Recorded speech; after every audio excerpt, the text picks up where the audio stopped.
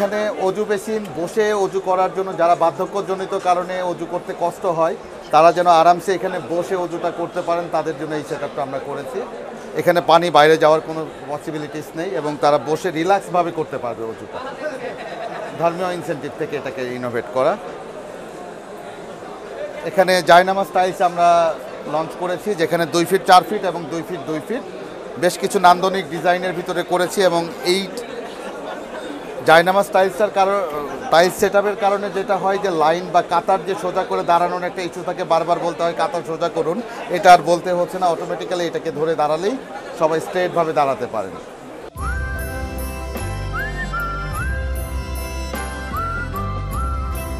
পাশাপাশি অফিস প্রেমিসেসগুলোতে অজু করতে গেলে ওয়াশরুম ভিজে যায়, সেখান থেকে মানে ওভারকাম করার জন্য আমরা এই অজু বেসিনটা লঞ্চ করেছি। হোয়ারাস এখান থেকে পানি বাইরে পড়বে না, হাত পা একসঙ্গে সব কিছু ওয়াশ করে অজু করে ওনারা বের হয়ে যেতে পারছেন।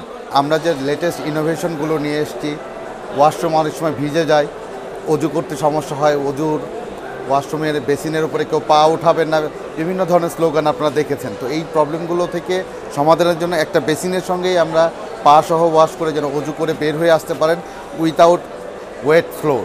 সো এই ব্যবস্থাটা আমরা করেছি।